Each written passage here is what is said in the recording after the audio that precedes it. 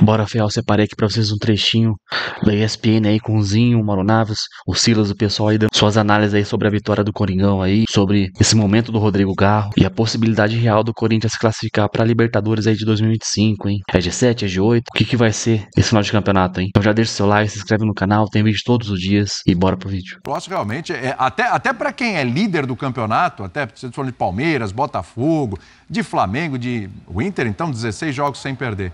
É um grande feito, é um grande feito. Você acha que hoje o Corinthians está entre os principais e daqueles que jogam melhor futebol do país, está entre os principais, é um top 5, ou talvez até mais que isso? Tudo bem?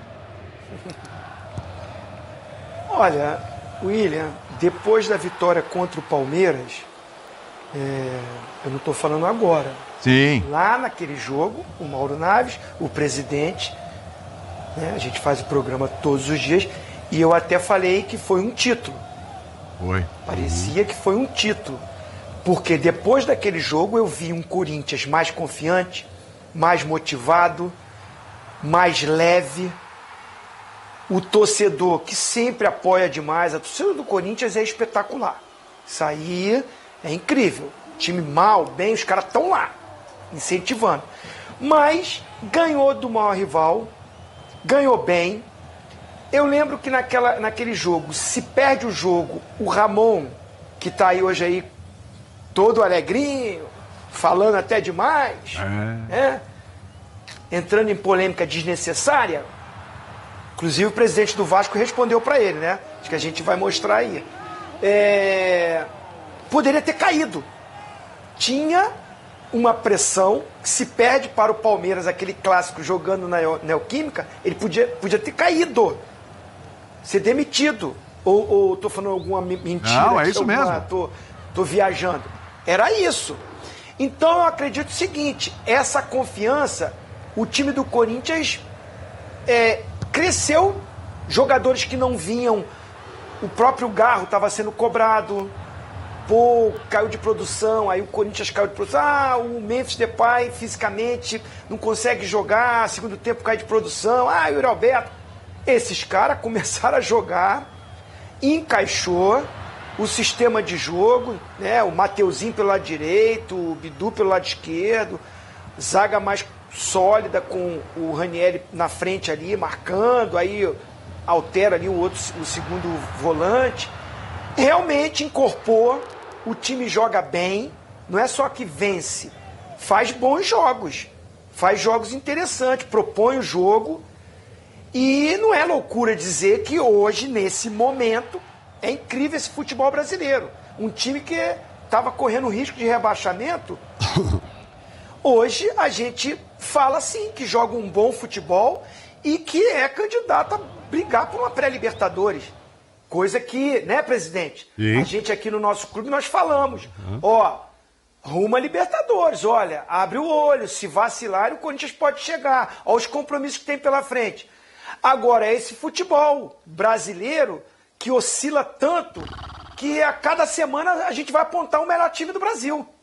Não é nem o melhor time do mês, é o melhor time da semana. É incrível. Internacional é um desses. E o Corinthians, sim, pode estar nessa enquete. Na minha opinião, pode estar nessa enquete. Subiu muito de produção. Tá jogando bem mesmo. Muito por conta também, claro, e citou ali o Zinho, né? Você tem Memphis Depay, não atuou ontem, mas cresceu muito de produção, tem sido importante. E fez gols fundamentais para o Corinthians, pontuais ali em determinados jogos. É bom lembrar que esse Corinthians aí ganhou do Vitória fora de casa e de virada, quer dizer, um jogo complicado, a gente sabe o quanto o Vitória está vendendo caro aí os jogos e está praticamente livre do rebaixamento. Vitória teve uma arrancada, é uma das principais... O Botafogo não ganhou do Vitória em casa. Exatamente. É uma das principais campanhas do segundo turno, Vitória. É uma das principais campanhas do segundo turno. E aí você tem Yuri Alberto, muito bem, encaixou direitinho com o Memphis Depay. Lembrando, os dois não jogaram ontem. Sim. E ainda assim o Corinthians fez a partida que fez contra o Vasco. E você tem o Garro também. Quer dizer, além do Corinthians, a gente colocar ali entre os 5, entre os 6 de repente, olha só o Garro aí, ó.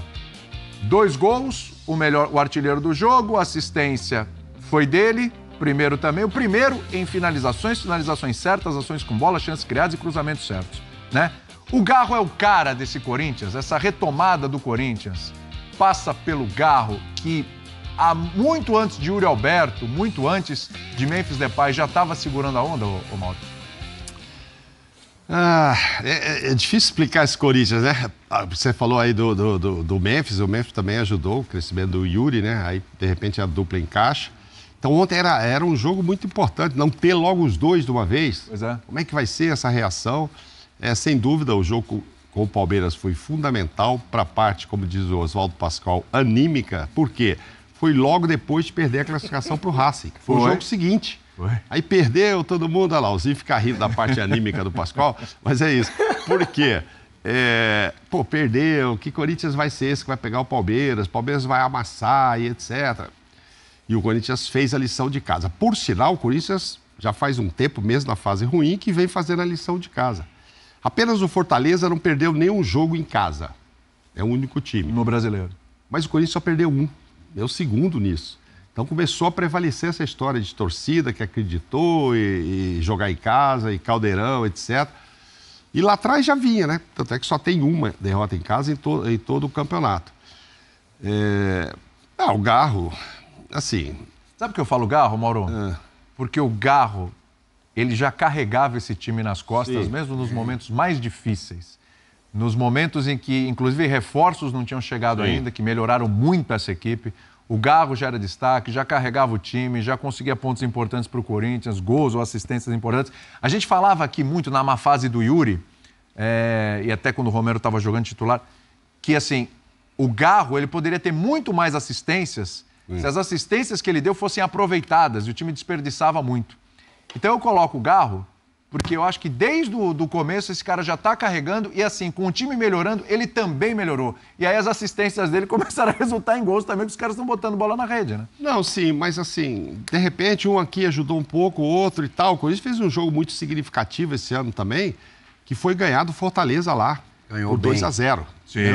Ganhou bem. E o Garro não começou jogando. E o Alberto fez foi de um novo. time alternativo com o Coronado. O Coronado jogou bem no segundo tempo. O Coronado ali e tal. Então, assim. Sul-Americana, né? Sul-Americana. Sul-Americana, mas ninguém acreditava, né? O ano passado o Corinthians já tinha caído para o Fortaleza e imaginava-se que jogando lá primeiro, o Fortaleza já fosse conseguir um resultado.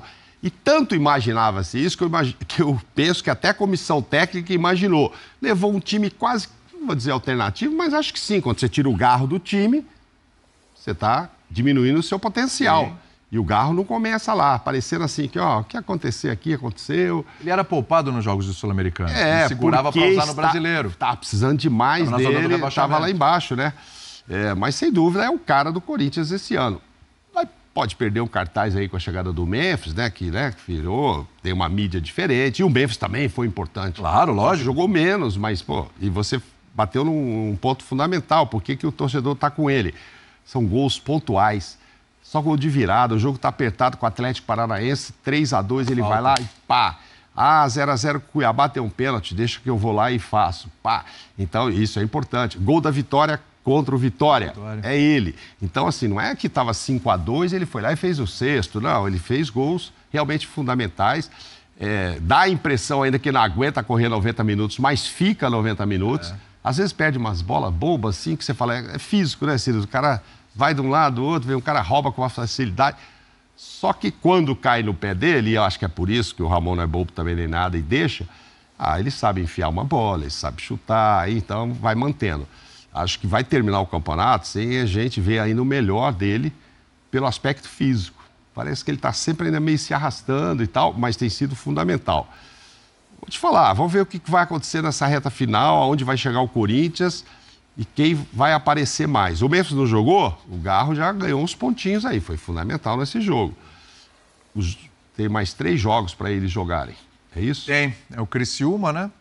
O fora, o Bahia em casa e eu não lembro com quem foi. Grêmio. Grêmio, exatamente, última rodada então, contra o Grêmio, perfeito. Vamos ver qual deles, enfim, vai ser o cara que, tirou o Corinthians, botou o Corinthians na pré-Libertadores. Foi o Garro ou foi o Memphis? Ou foi o Yuri?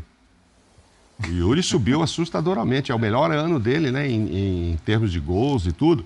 E aí... Mas o Romero e o Tales fizeram bom jogo também ontem, né? Assim, você vê que ganhou opções, né? Sim, são grandes opções. Se os caras não estiverem bem no jogo, olha para o banco, tem uns caras que entraram bem ontem. É a gestão do vestiário, né?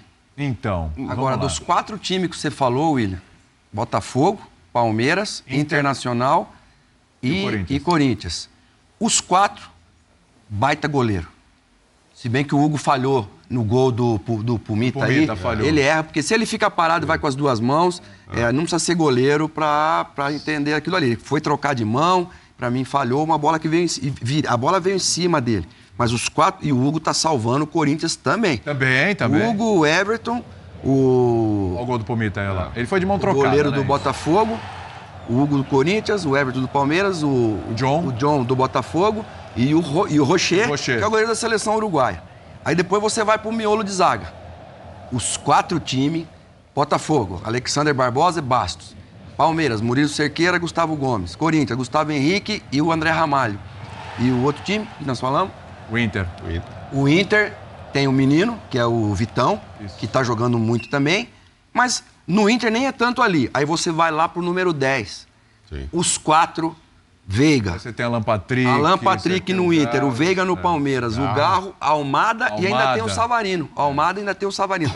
Então, olha os 4 melhores times hoje, todos eles têm bons goleiros, bom miolo de zaga e bom número 10 que pensam o jogo. O Veiga no jogo contra o Bahia, ele vai contra o Bahia, que ele crava lá. A falta contra o Bahia.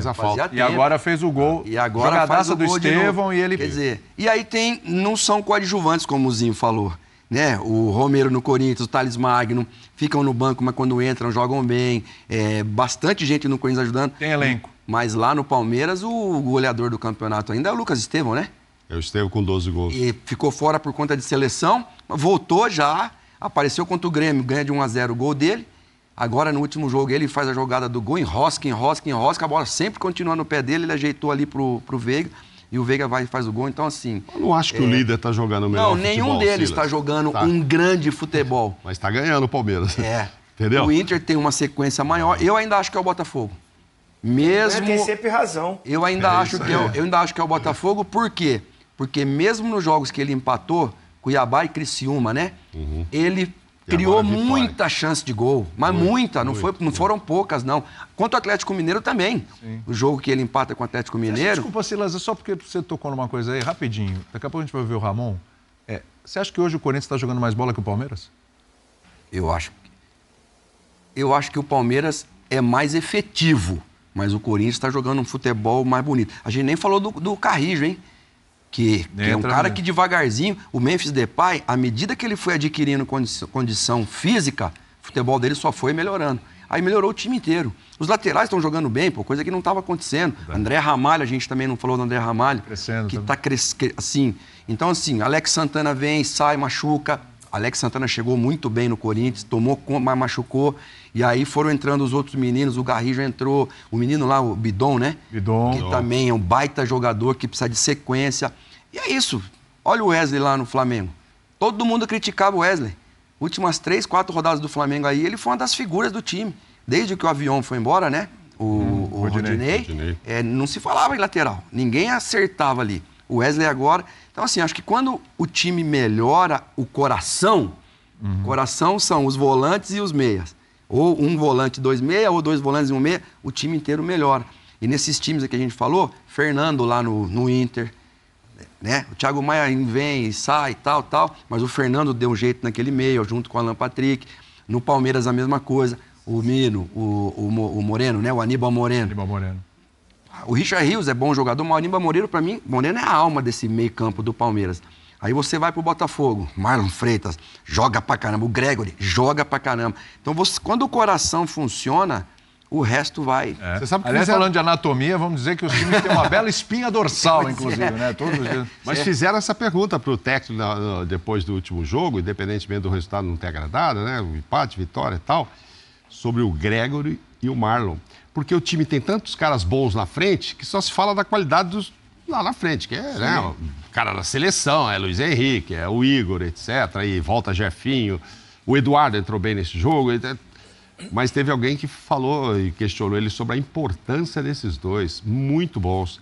Tanto é que eles não estavam jogando os dois, estava o Tietê, o torcedor vaiou, saiu no intervalo, mas você está lembrando muito bem esses caras. Então, assim, a estrutura é muito boa, né? Só que tem que botar a bolinha para dentro. E quem está botando a bolinha para dentro, como sempre, é o Palmeiras. E aí é pelo suor e tal, e a palavra é resiliência. Vamos lá, vamos segurar. Fica 6 jogos sem fazer gol, volta contra o Bahia, vai lá e... Mas olha, o Corinthians está colocando várias lá dentro também, né? O Ramon falou sobre a sequência do Corinthians, porque assim, até outro dia, até aquele jogo contra o Palmeiras, o papo era Corinthians brigando contra o rebaixamento. 6 vitórias seguidas depois, a conversa é Corinthians de olho na Libertadores. Por que não? E não é mais aquela coisa, um sonho, não, é uma realidade que bateu na porta e entrou. Vamos ouvir o Ramon. Primero tenemos que felicitar al equipo porque todo lo que trabajamos tácticamente en el día de hoy lo pudieron transmitir dentro de la cancha, con la presión, con el juego, con la tenencia, con la contundencia. Para nosotros son partidos fundamentales estos últimos 4 partidos que quedan. 3, quedan los últimos 3, con este era 4. Entonces eran fundamental para llegar a un objetivo tan importante que estamos buscando todos, porque el esfuerzo que están haciendo los jugadores es increíble, la mentalidad que tienen. Hoy nos faltaban 4 jugadores importantes y el equipo realmente pudo mantener la estructura que tenemos, consiguiendo los resultados. Estamos contentos porque 6 partidos seguidos nos permitió salir e nos permite também pelear aí arriba.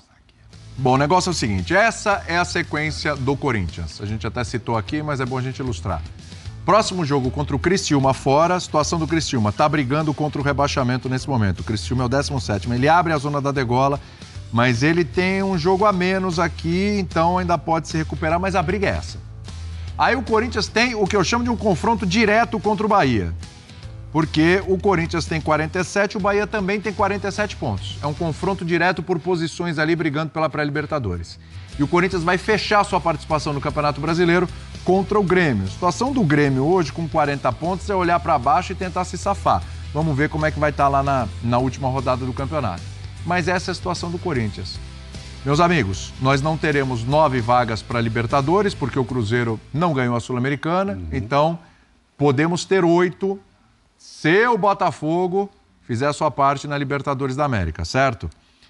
Hoje a briga do Corinthians é contra Bahia, contra Cruzeiro que hoje é o 7º, tem um jogo a menos, mas é brigar ali contra o Cruzeiro. Tem o Atlético Mineiro ali atrás com 44, o Corinthians já abriu 3 pontos do Atlético Mineiro e no confronto direto já abriu 4 com relação ao Vasco. Maravilha, produção, obrigado. Telinha é sempre bom para ilustrar. Então é isso, ó. A pergunta é, se você pegar hoje Cruzeiro, Bahia, Atlético Mineiro, quiser colocar ainda na conta o próprio Vasco, acho que não tem nem discussão. Quem está jogando melhor, ou seja, a gente está falando que o Corinthians está jogando até melhor que o Palmeiras, está jogando até melhor que equipes que estão ali em cima, acho que não tem discussão. O Corinthians é o favorito para ficar com a 7ª vaga? É isso, você? Para mim, sim. É? Pelo embalo que tá. E a gente falou antes do jogo do Vasco. O Vasco vinha de derrota de 3-0 pro Fortaleza, vinha de derrota de 3-0 pro Botafogo, perdeu pro Internacional em casa 1-0 e aí ia enfrentar esse Corinthians. E nós falamos nos programas aqui, mesmo sem o Depay e mesmo sem o Yuri Alberto, o Corinthians é muito favorito contra o Vasco. E deu no que deu, né? Ganhou e ganhou bem, e ganhou com contundência e tá embalado. Então isso conta muito. O Corinthians, depois que saiu fora da Sul-Americana, todo mundo, se tivesse ficado, ia fazer a final contra o Cruzeiro, sei lá o que tal.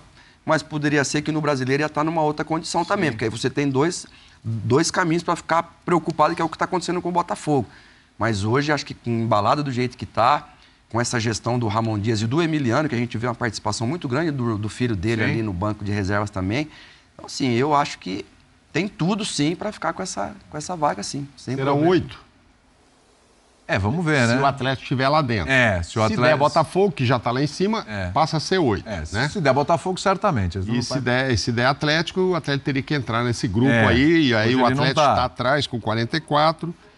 Tá. Mas veja lá, né? Se der Atlético no próximo sábado, aí que o Atlético vai realmente desligar a chavinha do Campeonato Brasileiro e pronto. Né? E aí não vai abrir essa vaga. Muito difícil vai abrir essa vaga. Então o Corinthians imaginando que, por enquanto, são 7.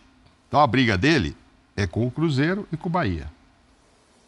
O Corinthians não depende só de si, porque se o Cruzeiro ganhar tudo, o Cruzeiro vai continuar na frente do Corinthians, mesmo que o Corinthians ganhe tudo, né? O Bahia dá para passar porque tem confronto direto. Confronto direto. Então aí ele vai olhar para isso, independentemente de quem vem atrás, porque se ganhar os 9 pontos, não interessa, quem vem atrás não vai passá-lo.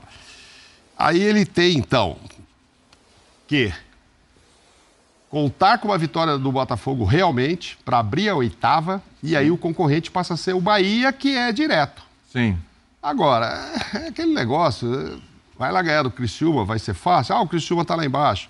Não. O Bahia também pega o Cuiabá, os dois jogam fora de casa. Então, quando eles forem se encontrar, Corinthians e Bahia, o que terá acontecido com Cuiabá e Criciúma? Porque a gente dizia que Palmeiras e Botafogo vão ganhar aqui, quando forem lá se enfrentar, e não foi o que aconteceu. Então, é rodada, vou te contar. É isso que faz esses futebóizinhos. Ser maravilhoso, esses futebóizinhos. Zinho, quero te ouvir, hein? Dá pra ganhar as 3? Dá pra ganhar as 3 e beliscar essa vaga, Zinho? Vem jogando bem, que dá essa esperança pro torcedor. Acho difícil ganhar as 3. Aí é opinião minha mesmo, acho difícil ganhar as 3. Primeiro que esse jogo contra o Criciúma é o jogo decisivo pro Criciúma também. Sim. Jogando em casa. Pois é. Se o Criciúma perder pro Corinthians, sério candidato a cair. Então essa é a decisão pro Criciúma, jogando em casa. Então eu acho complicado. O Corinthians vem jogando bem, mas para mim não é o melhor futebol. Eu falei, a minha opinião era que não é nenhuma loucura colocar ele nessa lista aí de competição. Mas não é o melhor futebol. Eu incluo o Fortaleza, que não está na lista. Mas o Fortaleza joga contra o Flamengo amanhã e se vencer, ele é que encosta muito nos líderes para buscar o título. Então acho que Fortaleza, Internacional, todo mundo está à frente do Corinthians. É que a empolgação, a esperança, os últimos jogos, e a gente sabe que o Corinthians, né, é movido a isso, esses jogadores crescem muito com a torcida vindo junto, os resultados, então vem essa confiança, tem uma boa equipe, mas dizer que ela é a melhor do Brasil hoje, não, eu não coloco assim. Agora tem que sonhar com essa vaga sim, ainda mais se virar G8. G7 vai complicar, mas G8, com um confronto direto com o Bahia, que está numa queda, não consegue vencer, não consegue jogar bem, aí as chances aumentam muito para o Corinthians. Então esse foi o vídeo do ESPN aí, deixando todos os créditos pra ele. Uma informação rápida aí sobre essa situação do Hugo Souza aí, que o Flamengo tá fazendo um jogo duro pra não aceitar as garantias do Corinthians aí. Parece até má vontade dos caras, que se arrependeram de vender o Hugo Souza tão barato aí pro Corinthians. Não estão fazendo um jogo duro. E segundo aí o diretor do Flamengo, o Flamengo está cumprindo o que tá no contrato. Será? Com a camisa do Corinthians, o Hugo Souza é um dos principais destaques da temporada, ajudou a equipe a sair da zona de rebaixamento, chegar até a parte de cima da tabela ali, estando na 8ª colocação, 9ª colocação aliás, e sendo peça fundamental por uma vaga na Libertadores de 2025. Entretanto, nos bastidores, a negociação com o Flamengo não segue como planejado pela diretoria. Recentemente, o clube carioca aí tomou a decisão de negar a segunda garantia apresentada pelo Corinthians para confirmar sua contratação definitiva. E para explicar a negociação, o diretor executivo do Flamengo aí revelou detalhes da situação. Ele confirmou que, apesar de toda dificuldade, o clube está cumprindo tudo que tem no contrato, hein? Segundo ele, o Flamengo não está dificultando nada, ele só está cumprindo um contrato. Ele falou que acontece com outros clubes brasileiros também fazem esse tipo de prática. Ele está falando que amanhã inversão de valores, que quem tá enrolando é o Corinthians, então é uma palhaçada isso daí. É uma palhaçada por parte do Flamengo. Segundo ele falou exatamente assim: eu acho que aquilo que a gente assina, a gente tem que pagar. Então o Flamengo tem esses princípios éticos, morais e cumpre suas obrigações. Será mesmo que tem ética, tem moralidade? Será que realmente o Flamengo aí tem princípios éticos, morais? Vindo do Flamengo, pergunta pras famílias lá dos meninos lá que aconteceram lá no Ninho lá se tem ética ou não. Então é isso aí, com esse time pequeno, os caras não querem aceitar, mas o Hugo Souza vai ficar no Corinthians porque não tem a mínima chance dele voltar pro Flamengo. Primeiro que ele não quer voltar pra aquele lugar imundo lá. Ele prefere ficar aqui no Coringão, tá sendo feliz aqui. Lá ele foi esculaçado, praticamente mandado embora pela torcida. E seria muita burrice ele querer voltar pra aquele lugar lá. Então é isso, deixa seu like, comenta aí e até a próxima vídeo, valeu!